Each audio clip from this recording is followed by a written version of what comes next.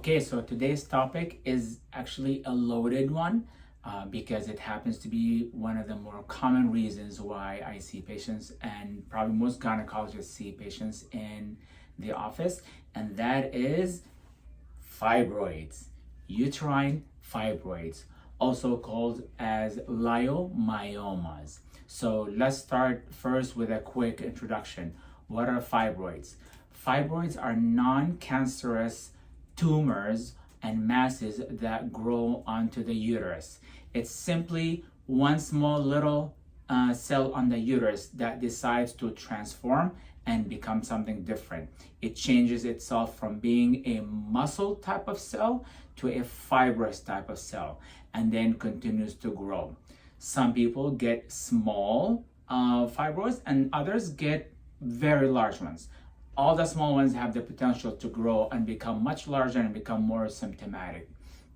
These fibroids can grow on top of the uterus, can grow within the wall of the uterus, and can grow inside the cavity of the uterus. And they are primarily influenced by the hormones. And that's why we found that women who are in reproductive age, so younger adults, 18, 19, all the way up to about 50, are the more common age groups that are subjected to fibroids. After menopause, fibroids persist, but they don't grow as much because they love the estrogen and progesterone that your bodies produce. And after menopause, when these hormones are not available, the fibroids kind of take a break and then persist and don't grow. But it is estimated about 40 to 80% of women actually have fibroids. But not every fibroid is a problem. It really depends on their size. It really depends on their location within the uterus. And along the same way, the symptoms that it causes also varies, depends on size and location. In continuing with talking about bleeding, and I said before in my bleeding videos that one of the reasons that causes abnormal bleeding are fibroids. Why? Because these fibroids, when they grow large enough, they can increase the surface area of the uterus, therefore there's more bleeding, and they can actually put themselves inside the uterus, and that allows the lining of the uterus to bleed some more. So one of the biggest side effects or symptoms of fibroids is abnormal bleeding. Another common symptom is pelvic pain and pressure. But that only happens with larger fibroids. If a fibroid is small, measuring 2-3 centimeters, 1 centimeter, then they're not likely to cause pressure and pain. However, when they grow very large, like 10, 8, 12 centimeters, they can be very big and exert a lot of pressure within the abdominal area and within the pelvic area. And pelvic pain and pressure, or pain with intercourse, becomes a common symptom. Sometimes the fibroids presents a problem for fertility. If they are located within the cavity of the uterus or in the way of the egg moving into the uterus, into the endometrial cavity, then that becomes, it poses a fertility problem, and then it has to be addressed for that person to resume normal fertility and be able to get pregnant naturally. So what are risk factors for these fibroids? Genetics could be a problem, but it's not the only problem. So yes, I get a lot of patients where people tell me, well, my mom had fibroids. Am I going to have fibroids? Maybe. What's the genetic link? We don't truly understand, but we know that it could run in the family from one generation to the other. Other risk factors are, like I said, your own hormones. So yes, some foods that you eat may have a small amount of hormones, and I've heard people say, don't eat this and don't eat that and don't eat meats because these hormones will increase the fibroid size. And if you stop eating, then the fibroids are going to disappear. And unfortunately, that is not true. You do get some hormones from the foods, but their main culprit, the main fuel, is your own hormones, are the hormones that your ovaries produce. And as long as you have these hormones, then you're going to have a risk of fibroids, or if you do have fibroids, you are at increased risk that the fibroids will increase. Other risk factors are obesity, or starting a menstrual cycle at a very younger age, which means you have more hormones for longer years, and therefore fibroids are more likely to occur. And at the same time, if somebody has a delayed menopause for the same reason, you're going to have longer years with exposure into hormones, and that provokes more fibroids to grow. So what can we do about these fibroids? Well, it depends on their size and location. Not every fibroid needs to be addressed. I have a lot of patients who have small fibroids, 2 centimeters, 1 centimeters. Those are very unlikely to be symptomatic. And I tell the patients, you know what? Let's just leave them alone and monitor them with time, either over every 6 months or a year with an ultrasound, just to monitor their size and see if they're changing. Or if that patient says, hey, I'm starting to develop more abnormal bleeding or pain, then that would prompt me to order an ultrasound a little bit earlier than a designated time, just to reassess those fibroids. So not every fibroid needs to be addressed, okay? Only the ones that are very large and or symptomatic. Someone may have a 5 centimeter fibroid that's causing excessive bleeding, versus someone else that may have a 10 centimeter fibroid that's not really affecting bleeding, but is causing a lot of pressure. So what you do for that fibroid depends on the symptoms. If they're asymptomatic, we'll watch them, we'll leave them alone. Like I said, one of the biggest risk factors for fibroids and what promotes fibroids to continue to grow are your own hormones. So anything that we do to tune down your hormones and attenuate your hormones may decrease or slow down the rate of fibroid development or growth. And someone might, and one of the ways that we can do that is with birth control options, whether it's the birth control pills, whether it is the patch, the NuvaRing, the hormonal IUDs. And then someone can say, well, wait, you told us that fibroids grow with hormones, so how come putting more hormones is going to help the problem? It's not gonna make it worse.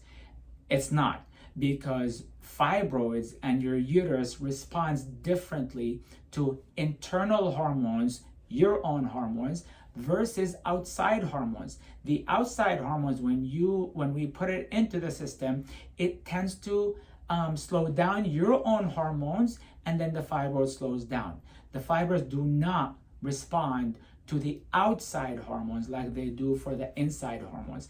And that's why birth control options tend to be a good way to control the fibroid growth and the symptoms from the fibroids. Okay, so what if we do that and we start any of the forms that I mentioned for the hormonal attenuation and symptoms are still there?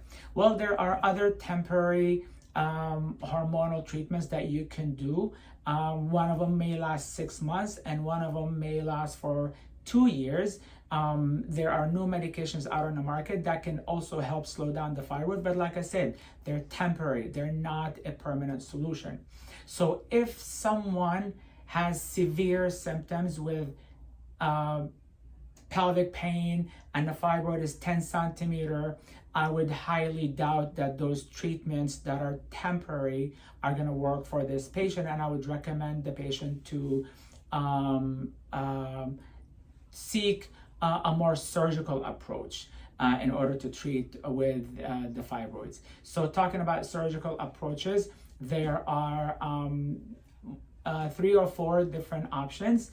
One option is to actually go in, make an incision, cut the uterus and take the fibroid out, extract the fibroid and then leaving the uterus behind. Okay, so that's called a myomectomy. That is removing the fibroid out of the uterus and leaving the uterus behind. That's called a myomectomy. Another option is called uterine artery embolization. This is where the blood supply to the whole uterus is cut off so that the fibroid does not get blood supply and does not grow. But as you can imagine, if you are someone who wants to continue to or wants to have children in the future, you cannot have that option, because blocking off the uterus is basically going to kill off the uterus. There's a newer option that's called radiofrequency treatment, which is to target the fibroid with high frequency radiation or ultrasound radiation, and then that was proven to decrease the size of the fibroid, not significantly, but decrease it a little bit. The most definitive way to address fibroids is to actually undergo a hysterectomy. So what we do surgically for the fibroids really depends on, are you still interested in having kids or not? Are you still wanting to have childbearing? If you are someone who is, let's say, 28 years old and you do have fibroids and they're symptomatic and you tried the hormones and the hormones are not working and other medications are not working, and you're still young and you want to have kids in the future, then probably removing that symptomatic fibroid would be your best bet. The other three treatments may not be your optimal. But if you are done having kids, if you are the 46-year-old with an 8-centimeter fibroid who is bleeding, who is having pelvic pain and pressure and discomfort when you're exercising and pain with intercourse, then your better option, truthfully, would be to remove the fibroid and the uterus, and that would be like collectively a hysterectomy. Why? Because even if I go in and I take the fibroids out and leave the uterus behind, you still have your own hormones and you're still at a chance of the fibroids coming back again and growing. So, this is a chance that you may want to take. And so, the better way to get rid of the fibroid problem altogether is to eliminate or to take out the uterus. Again, with a discussion with your doctor, with a discussion with your gynecologist, you can find the option that is best suited for you. One thing on a hysterectomy, and this is a common misunderstanding, is that taking out the uterus alone does not mean that the ovaries would have to come out as well. So I'm basically going to show you guys on this model. This is a uterus, this is the uterine body, this is the tube and ovary, and this is another tube and ovary, and these are small fibroids that grow within the uterine wall. These are small. I would probably not do anything about these fibroids. But if this one ends up being a 10-centimeter mass that's sitting over here and causing a lot of pain, then it might be due to come out. But going back to the hysterectomy, taking the uterus out with the fibroids that are large does not mean that I have to take these ovaries out. I can leave the ovaries behind and I can take just the uterus by itself. So as a reproductive age female, if you're 44, if you're 45, if you're 48, and you don't want to go into menopause, you don't have to go into menopause just because you're having a hysterectomy.